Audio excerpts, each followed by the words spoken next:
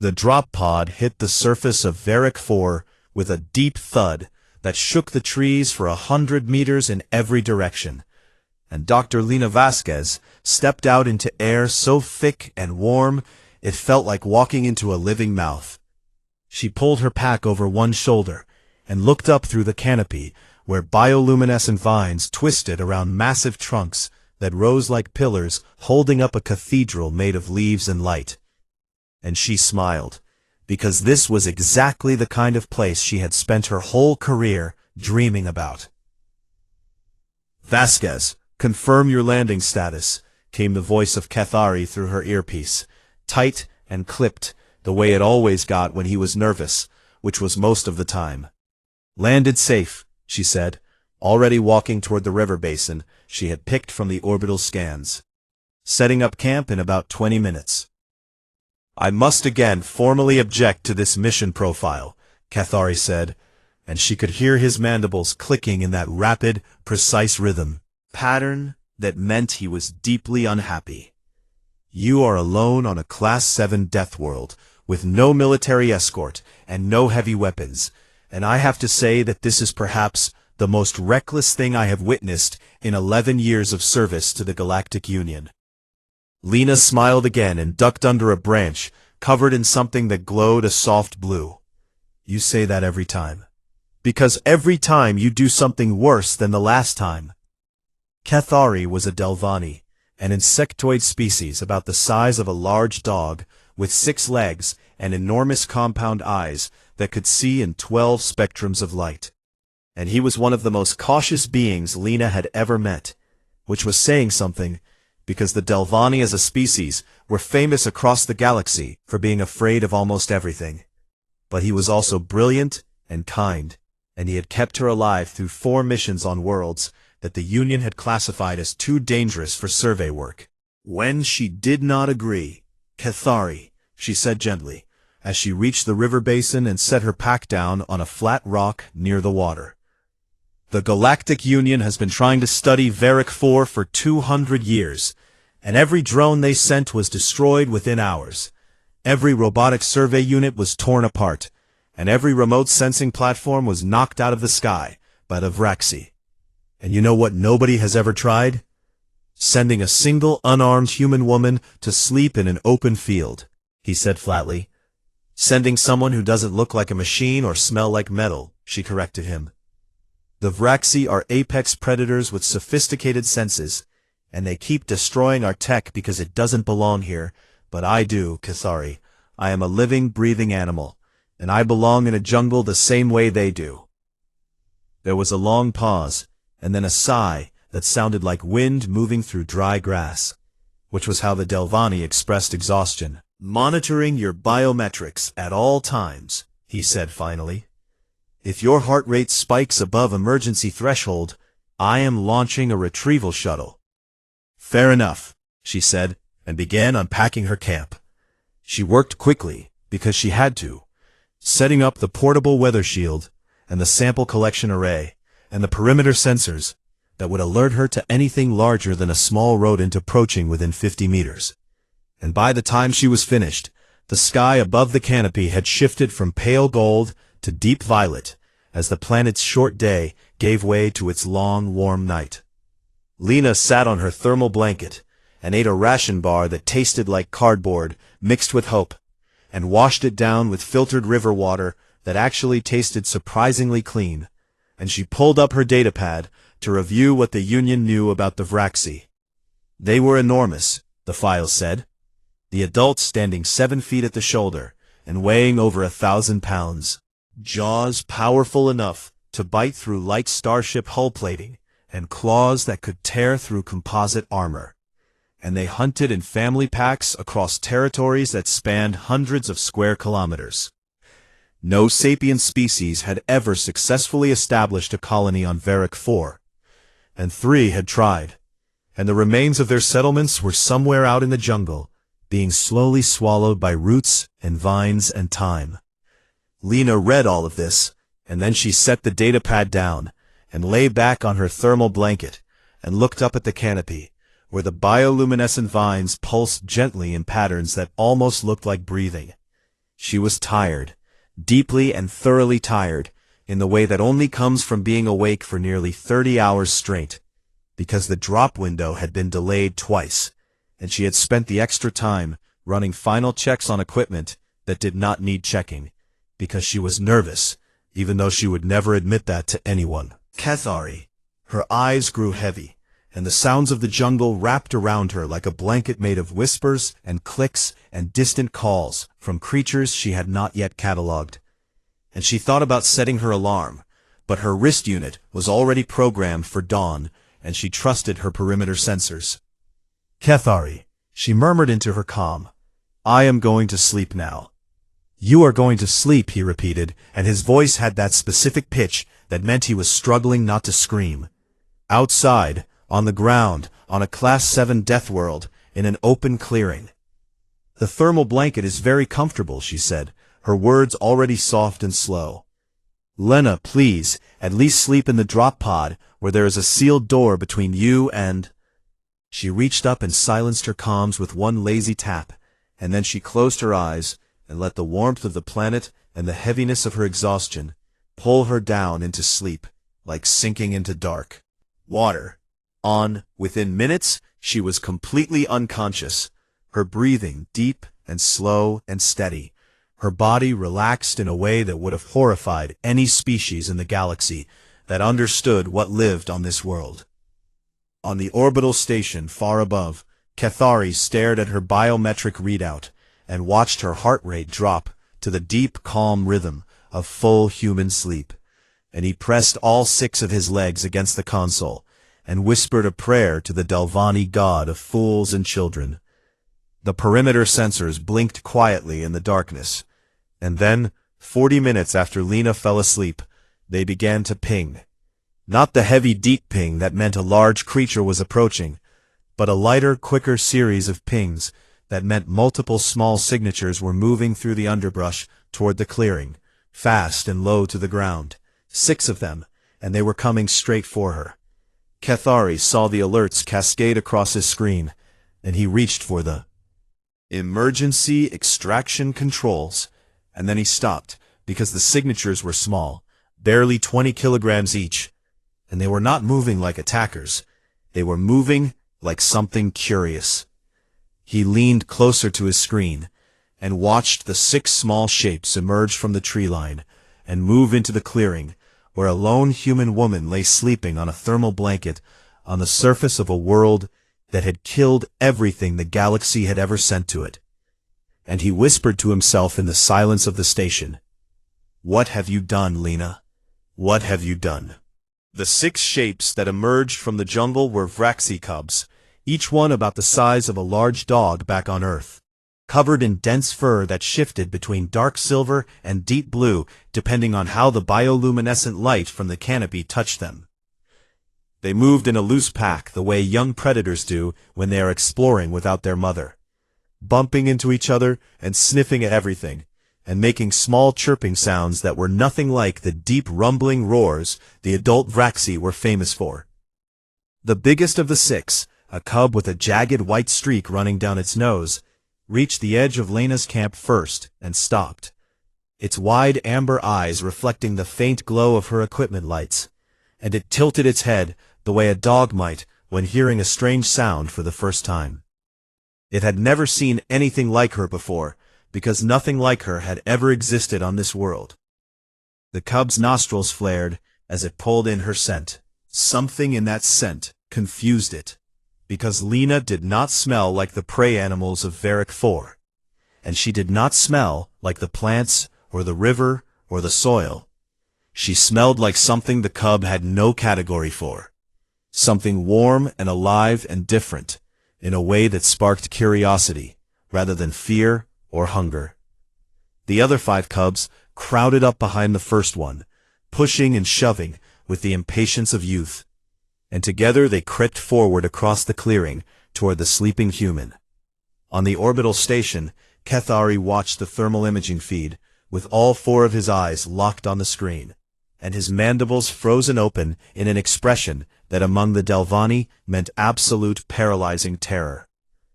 6 juvenile Vraxi, he whispered to the recording log, his voice barely holding steady. 6 juvenile Vraxi are approaching the survey team leader, who is currently unconscious and unresponsive on the surface, and I cannot reach her, because she silenced her communications, and I am watching this happen in real time from orbit, where I can do absolutely nothing. He tried the comm channel again and got silence, and he tried the emergency override and got silence, and he briefly considered launching a retrieval shuttle, but the shuttle would take 11 minutes to reach the surface, and whatever was going to happen would be over long before that. So he watched. The first cub reached Lena's boots and sniffed at them carefully, its nose twitching, and then it nudged the sole of her boot with its head, a firm push that would have woken most species in the galaxy instantly. Lena did not move. This was because humans sleep differently than almost every other species the galaxy had ever documented. And Cathari knew this from the briefing files, but knowing it and watching it were two very different things. Most species in the galaxy slept in short cycles, 15 or 20 minutes at a time, always half aware, ready to spring awake at the first sign of danger, because most species in the galaxy had evolved as prey, or as mid-level predators, who still had something above them on the food chain. Humans did not sleep this way. Humans slept in deep, unbroken blocks of 6 to 8 hours, during which their consciousness effectively shut down, and their bodies went limp, and their awareness of the outside world dropped to almost nothing. And they did this because somewhere in their evolutionary past they had been so thoroughly dominant in their environment that they could afford to be completely vulnerable for a third of every single day. It was one of the most terrifying things about them if you really thought about it, and Cathari was really thinking about it right now, as he watched a 20-kilogram predator cub push its nose directly into a sleeping human's face and get zero response. The cub chirped in confusion and butted its head against her cheek, and Lena made a small, sleepy sound and turned her face slightly, but did not wake up. The other cubs took this as an invitation. The second cub climbed onto her legs and immediately lay down across her shins, and the weight of it was significant, but Lena only shifted slightly, and the third cub pushed itself under her arm and pressed against her ribs, and the fourth cub curled up against her hip, and the fifth settled itself against her other side with its back pressed to her stomach. The sixth cub, the one with the white streak on its nose, was the boldest of them all, and it climbed directly onto her chest and stood there for a moment, looking down at her face with those huge amber eyes. And then it turned in a circle, the way animals do when they are making a bed, and it lay down on top of her, with its chin resting on her collarbone. Lena was now completely buried under 6 Vraxi cubs. She could not have moved if she wanted to, because the combined weight on her body was over 100 kilograms, and their claws, even the small claws of juveniles, were hooked into the fabric of her jacket and her thermal blanket, and they were warm, so warm, like 6 furry furnaces pressed against every part of her.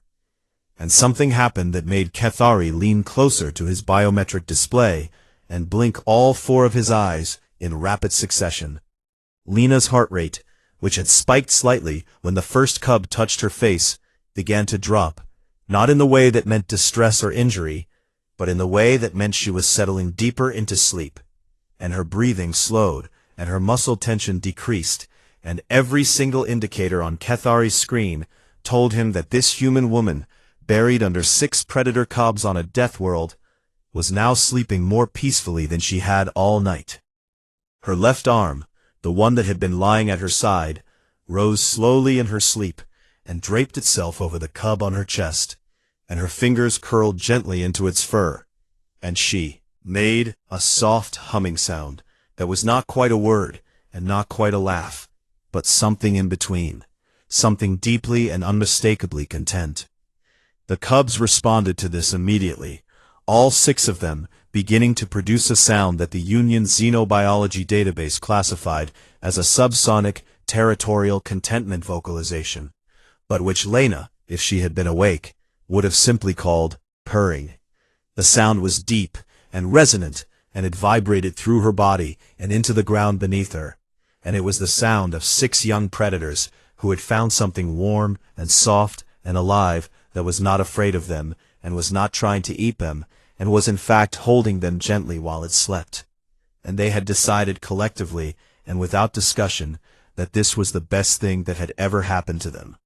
Cathari sat in his chair on the orbital station, surrounded by screens showing biometric data and thermal imaging and perimeter sensor readouts, and he realized that he was watching something that had never happened before in the recorded history of the Galactic Union. A human had been found by predators, and instead of being killed or eaten or torn apart, she was being used as a bed. He opened a new file in the mission log, and he stared at the blank entry field for a long time, trying to think of what to write. And finally he typed, "Survey team leader has been immobilized by 6 juvenile Vraxi. Situation unclear. No injuries detected. Heart rate indicates deep restful sleep. I do not understand what is happening." Then he deleted that and typed, "Situation critical. Requesting guidance." Then he deleted that too and just sat there watching the screen where a human woman slept peacefully under a pile of purring predator cubs on a world that was supposed to kill everything it touched. He was still sitting there 20 minutes later when a new signature appeared on the perimeter sensors, and this one was not small. This one was massive. This one was over 1,000 kilograms, and it was moving through the jungle toward the clearing with the slow, deliberate patience of something that had never in its entire life needed to hurry. The mother Vraxi was coming back to find her cubs, and her cubs were currently sleeping on top of a human. Cathari felt every single one of his 6 legs go weak at once, and he gripped the edge of his console, and he said out loud to the empty station in a voice that cracked like old wood, "Oh no, oh no, oh no." The mother Vraxi came out of the jungle like a shadow, given weight and muscle and teeth. She was enormous in a way that screens and data files could never properly communicate, standing 7 feet at the shoulder with a body that was all dense rolling muscle under fur the color of deep storm clouds. And her eyes were the same amber as her cubs, but larger and brighter and filled with an intelligence that was not sapient in the way the galaxy defined it, but was something close, something patient and watchful and very, very old. She made no sound as she entered the clearing, because a predator of her size and power had no need to announce itself to anything, and she stopped at the edge of the camp and stood perfectly still, with her massive head lowered and her nostrils flaring as she pulled in the scents of the clearing. She smelled her cubs first, all 6 of them, and their scent was calm and warm and content. And this was information that mattered to her, because a mother Vraxi who returned to find her cubs in distress was a force that the galactic military had compared in official reports to a small natural disaster. But her cubs were not in distress. Her cubs were purring. She smelled the river and the soil and the crushed grass and the strange sharp chemical scents of the human's equipment.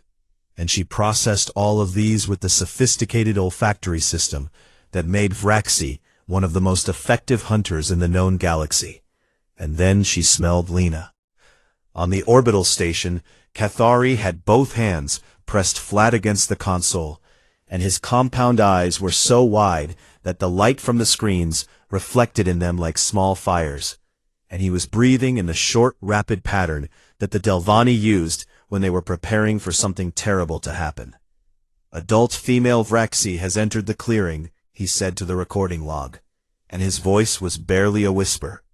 "Estimated mass, 1,200 kilograms. Approaching the survey team leader's position.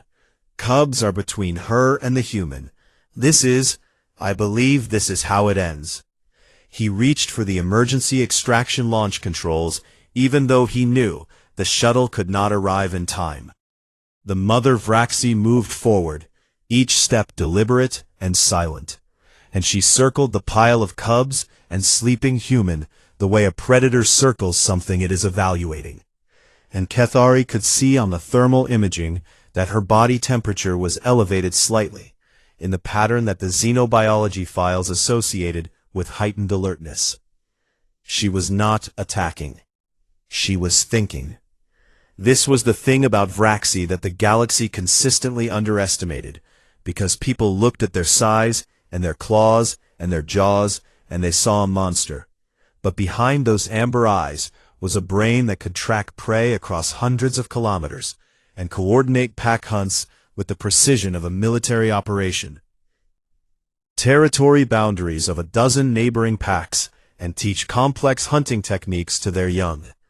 They were not mindless, they were calculating, and right now this mother was calculating what to do about the strange creature sleeping in her territory, with her cubs draped over it like a living blanket.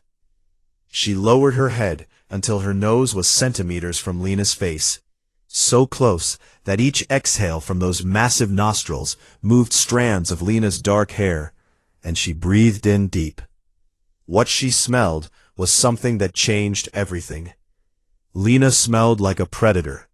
Not like a Vraxi predator, not like anything on Varric 4, but the underlying chemical signature was unmistakable to a creature whose entire existence was built around understanding the difference between what hunted and what was hunted.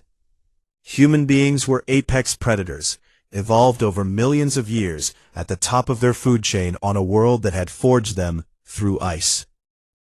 Ages and droughts and competition with other predators that they had outlasted and outfought and outthought until they stood alone at the peak, and that history was written into their biology in ways they did not even realize.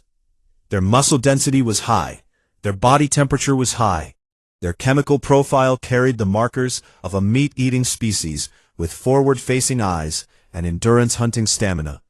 And there was something else too, something subtle that the mother Vraxi could sense but had no name for.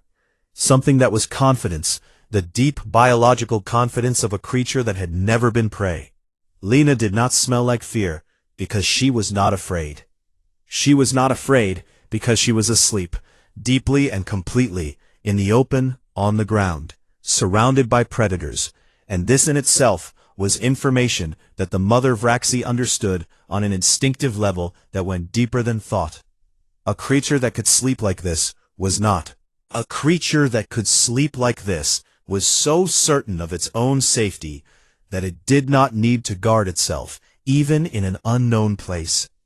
And that kind of certainty did not come from stupidity. It came from power. The mother pulled her head back and looked at Lena for a long moment with those amber eyes.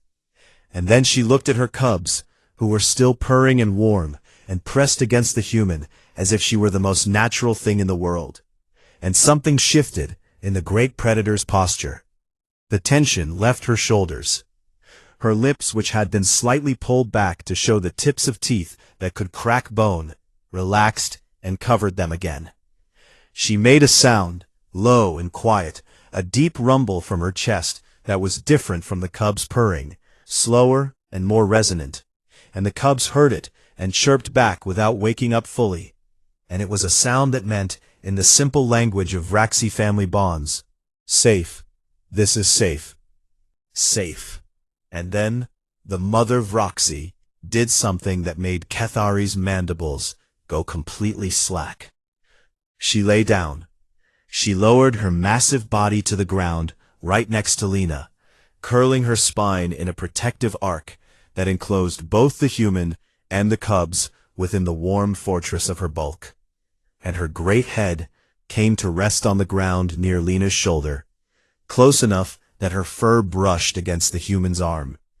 Lena, deep in dreamless sleep, responded to this new warmth the way humans always respond to warmth in the night, and she shifted toward it, turning slightly on her side so that her back pressed against the mother Vraxi's chest. And one of her hands, the one that was not wrapped around the cub on her chest, reached back and came to rest on the mother's massive foreleg. The mother did not flinch. The mother exhaled slowly, and her eyes half closed, and the deep rumbling sound from her chest continued, steady and calm, and the cubs purred, too. Lena breathed, and the whole clearing seemed to settle into a kind of peace that had no name in any language the galaxy spoke.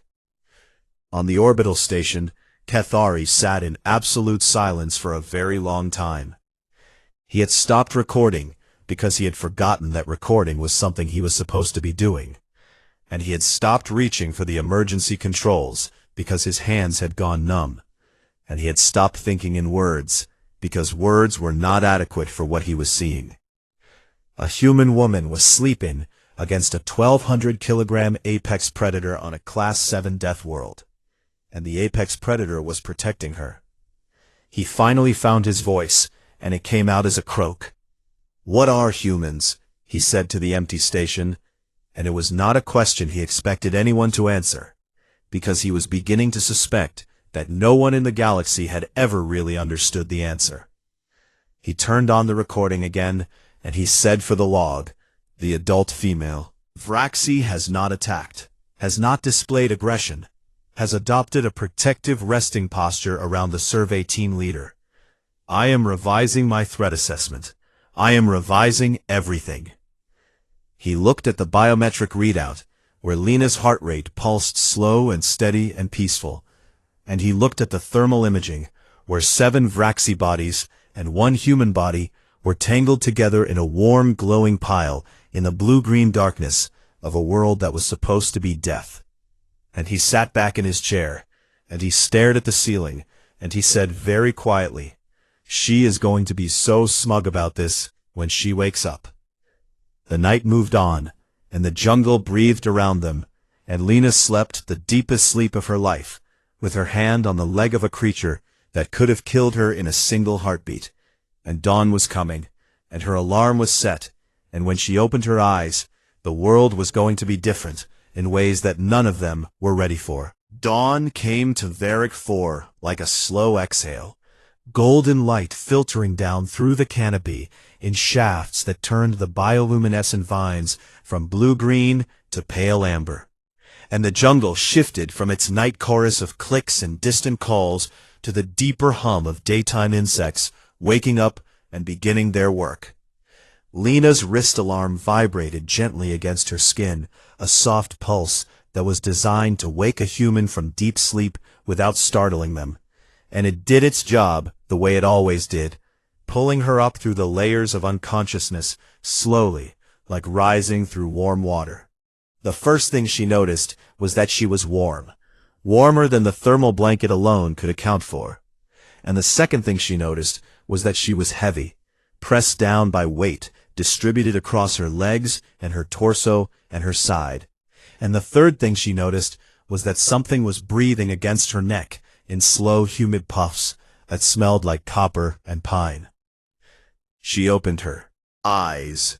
6 pairs of amber eyes stared back at her from a distance of approximately 0 centimeters. The cub on her chest was the closest, its face directly in front of hers, and it blinked at her with those huge luminous eyes, and then it opened its mouth, and a tongue the texture of coarse sandpaper dragged across her chin and up over her nose. Lena's heart rate spiked, a sharp sudden jump that Ketharai saw on his console and responded to by lunging for the emergency controls. But it lasted only a moment, because Lena's brain, even in the fog of waking, was doing what it had been trained to do for over a decade of xenobiology fieldwork. She was assessing. She was alive, which meant she had not been attacked during the night, and she was covered in what she recognized from hundreds of hours of studying Union files as juvenile Vraxi. And they were not tense or aggressive. They were relaxed and warm and purring against her body. And one of them had just licked her face, which in almost every predator species she had ever studied was a sign of social bonding rather than a prelude to eating. She held perfectly still and let her eyes move without turning her head, scanning left and right, cataloging the situation with the calm, systematic attention that had gotten her through 4 Death World surveys, and then her gaze reached the massive shape lying beside her, and her breath caught in her chest. The mother Vraxi was right there, not 5 inches from her shoulder, a mountain of dark fur and coiled muscle, with a head the size of Lena's entire torso. And those amber eyes were open and watching her, with an expression that Lena's human brain could not help but read as calm curiosity. For a long moment nothing moved. The cubs watched her, and the mother watched her, and the jungle hummed, and the golden light fell through the canopy. And Lena lay there under a pile of predator cubs, next to an apex predator that outweighed her by 160 pounds. Factor of 10. And she thought very clearly and very calmly, this is either the best thing that has ever happened to me, or the last thing that will ever happen to me. And then she did the most human thing anyone could have done in that situation. She reached out her hand, slowly, carefully, with her fingers relaxed and her palm open, and she scratched the nearest cub behind its ear. The cub's eyes went half-lidded, and it leaned into her hand so hard it nearly pushed her arm back down, and the purring doubled in volume, and the cub made a sound that was somewhere between a chirp and a trill, that was so obviously and unmistakably a sound of pleasure that Lena felt a smile spread across her face that she could not have stopped if she tried. "Oh," she whispered. "Oh, you are something special, aren't you?" The mother watched this happen and did not move, and Lena met her gaze again, steady and direct, not staring in the way that signaled challenge, but looking in. Way that signaled acknowledgement, the way one equal looks at another. The mother blinked slowly. Lena knew what that meant, because slow blinking was one of those remarkable convergent behaviors that appeared across predator species on dozens of worlds. A deliberate closing of the eyes in the presence of another being that said, "I trust you enough to not watch you for a moment. I am not threatened by you. We are at peace." Lena blinked back, slow and deliberate. The mother's ears, which were large and tufted and had been oriented directly toward Lena, rotated slightly forward and then relaxed to the side. And the deep rumble from her chest that Lena could feel through the ground intensified. And Lena knew, with the certainty of someone who had spent her life studying predators, that she had just been accepted. Over the next hour, she moved slowly and carefully, narrating everything she did in a low, calm voice, because humans instinctively used vocalization to build trust, and because the sound of a calm voice communicates safety across species barriers in ways that silence does not. "I am going to sit up now," she said softly, and she shifted her weight and gently lifted the cub from her chest and set it in her lap, where it immediately curled up again. "There we go.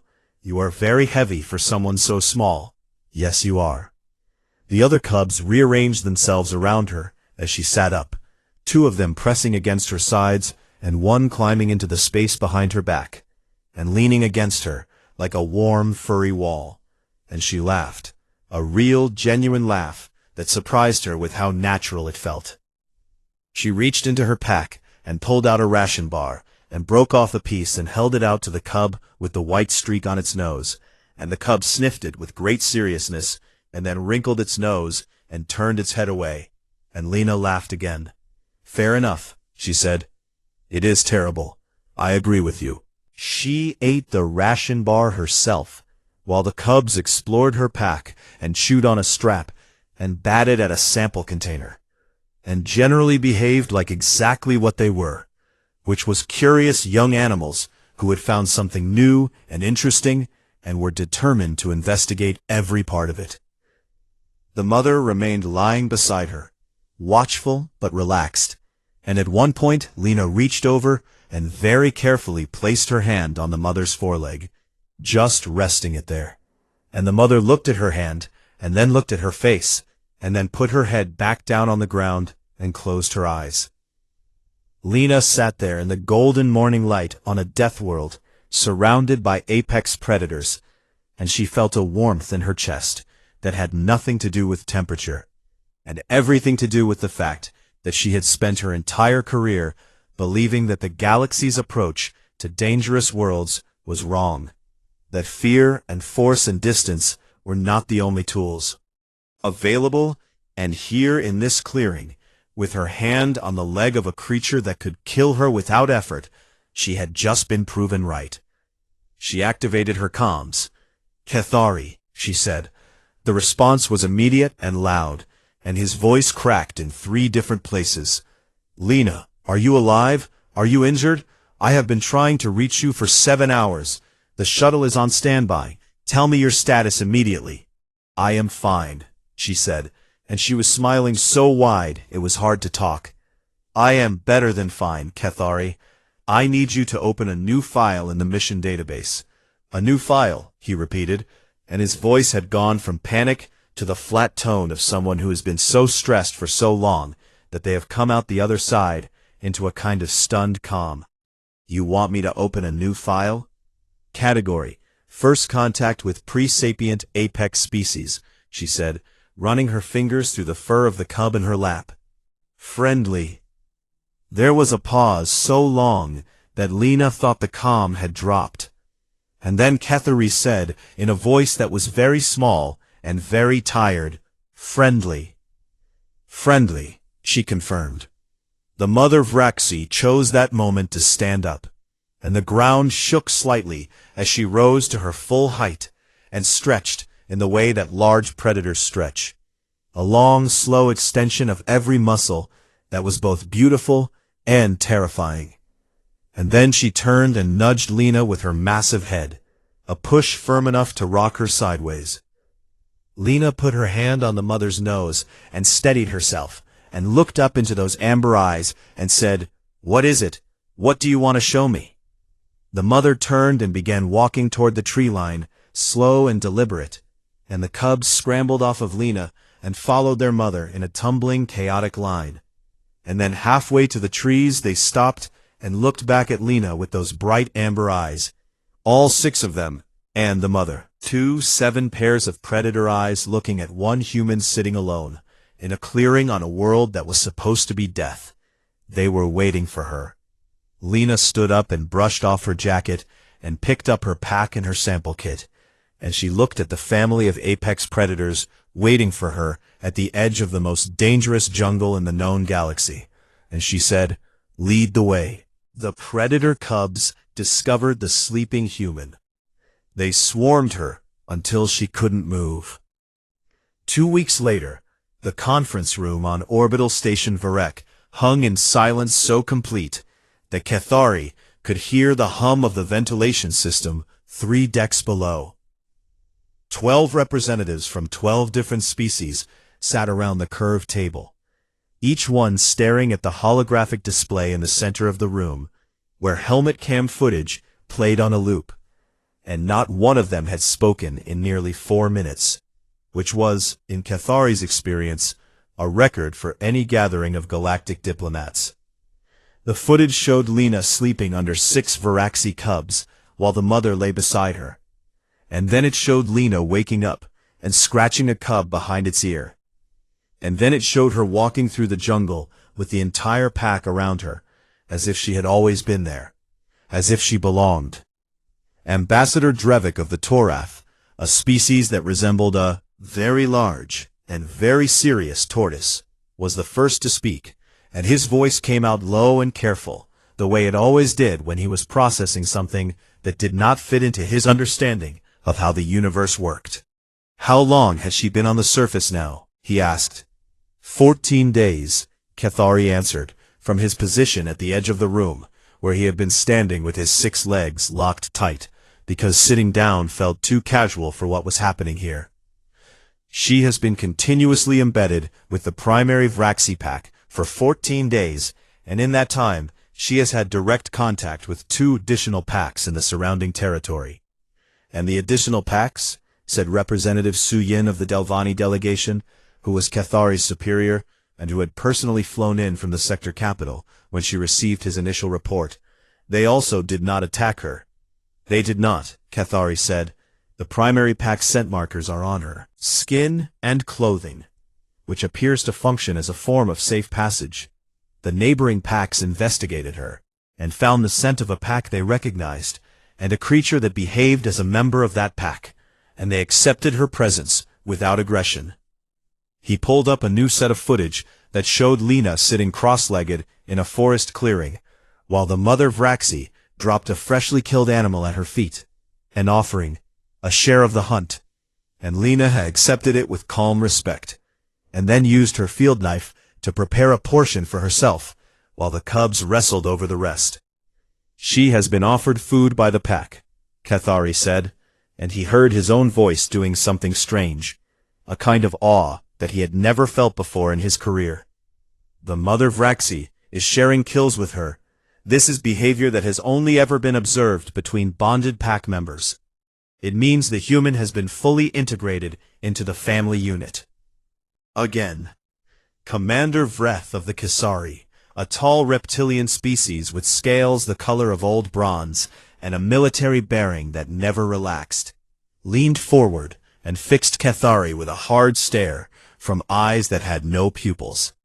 "In 14 days, Vreth said slowly, a single unarmed human has gathered more behavioral data on the Vraxi than the Galactic Union has collected in 200 years of remote observation."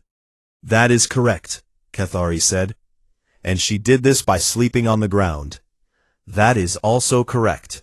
Vreth sat back and made a sound that in Kisari culture meant something between admiration and deep unease, and several other delegates shifted in their seats. Ambassador Drevik raised one heavy-scaled hand. "I would like to understand the mechanism, Liaison Cathari. How is this possible? The Vraxi have destroyed every piece of technology we have sent to that surface. They have killed survey teams from 3 different species. How does one human woman succeed where entire expeditions have failed?" Cathari had been preparing for this question for 2 weeks, and he still was not sure he had the right words. But he stepped forward and activated the analytical display he had built from Lena's biometric data and the behavioral observations he had made from orbit, and everything he had read about humans in every database the Union maintained. "Humans," he began, and then he paused because the word felt too small for what he was about to describe. "Humans are a paradox that I do not think the Galactic Union has ever properly understood." He brought up a comparison chart showing the biological profiles of every sapient species in the Union. Dozens of them, arranged by their position on their homeworld's food chain. Most sapient species in this galaxy evolved from prey animals or mid-level omnivores, he said. Our intelligence developed as a survival mechanism, a way to avoid being eaten, to build shelters, to create warning systems, to escape predators. This is the common path to sapience, and it has shaped everything about our cultures, our caution, our fear responses, our instinct to build walls between ourselves and the things that might harm us. He highlighted the human entry on the chart, which sat alone at the extreme end of the predator scale. Humans did not follow this path, he said. Humans evolved as apex predators on a world that was itself a Class 4 death world. They hunted everything, they feared almost nothing, and they developed sapience not to escape predators, but to become better ones. This is documented, this is fact, and it is something we have known about humans for decades. He paused and looked around the room. But what we missed, he said quietly, what I think we have always missed, is what happened next. He brought up footage of Lena sitting with the cubs in her lap, one hand absently stroking the fur of the smallest one, while she worked on her datapad with the other, and her face was relaxed and happy in the way that humans looked when they were with something they cared about. Humans are predators who learn to nurture, Cathari said. They are killers who develop the deepest capacity for bonding and empathy of any species we have ever encountered. And they do not limit this capacity to their own kind. They extend it to everything, every creature they meet, every animal on their homeworld. They have a history of taking wild predators, hunters with teeth and claws and killing instincts, and turning them into family members. He brought up images from Earth's historical database. Humans with wolves that had become dogs. Humans with wild cats that had become house cats. Humans hand-raising orphaned bears and tigers and birds of prey. Humans risking their lives to rescue animals they had no biological reason to care about. They did it with wolves 40,000 years ago. They walked up to one of their planet's most dangerous predators, and they said, "You are not my enemy. You are my friend. Come sleep by my fire." And the wolves said yes, and humans and wolves became something together that neither of them had been alone. He gestured at the footage of Lena and the Vraxi. And now they are doing it again. The room was very quiet.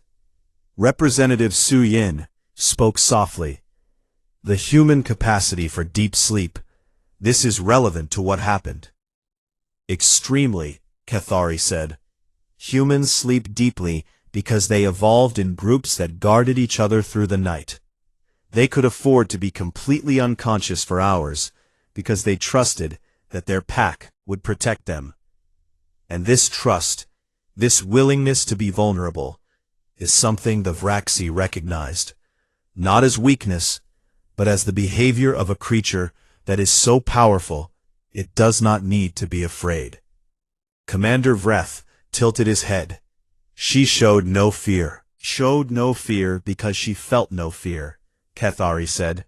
And the Vraxi, who are themselves predators of extraordinary intelligence, read her body chemistry and her behavior, and they reached the same conclusion that every predator on Earth reached when humans approached them. This creature is not prey. This creature is not a threat.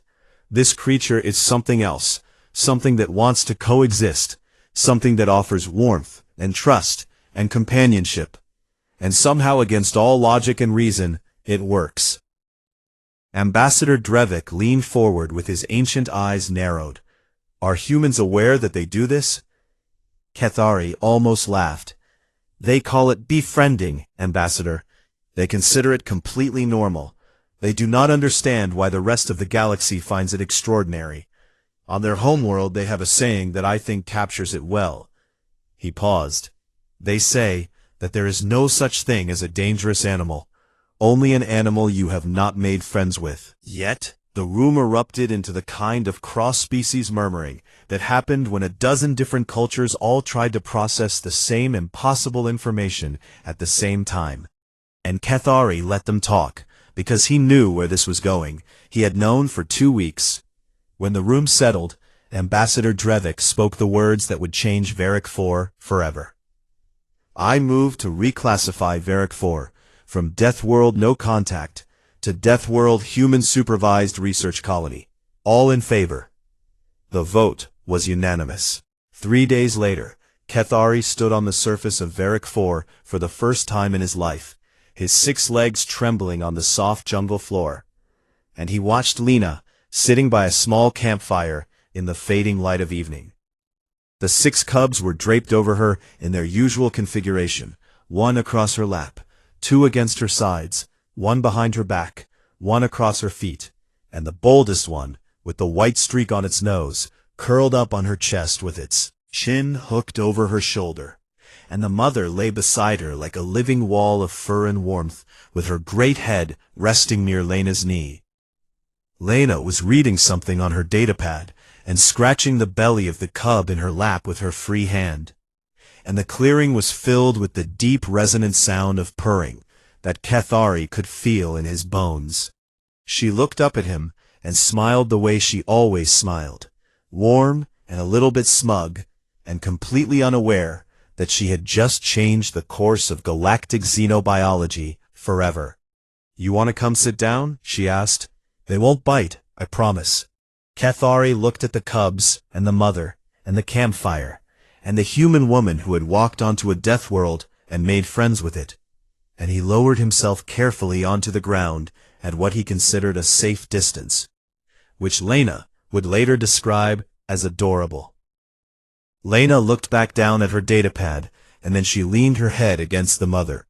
Vraxis sighed, and she whispered softly to the cub on her chest. in that voice that humans use when they are talking to something they love. "Who is a good alien murder kitty?" she said. "You are. Yes, you are. You are the best alien murder kitty on the whole planet." The cub purred louder and pressed its face into her neck. Cathari watched this, and he thought about wolves and humans sitting together by a fire 40,000 years ago, two predators who chose trust over teeth. And he thought about how the galaxy had spent centuries trying to understand what made humans dangerous. They had been asking the wrong question. Humans were not dangerous because they could fight. Humans were dangerous because they could love anything, even the things the rest of the universe ran from, and somehow, impossibly, the things they loved always loved them back. The fire crackled, and the cubs purred and the jungle breathed, and somewhere far above them a dozen species were reading a report that would change how they thought about the small, soft, loud, stubborn predators from the Class 4 death world called Earth. And on the surface of a world that was supposed to be death, a human woman fell asleep again, surrounded by monsters that adored her, and she slept deeply and peacefully and without any fear at all. Because that was what humans did. They walked into the dark and they made it home.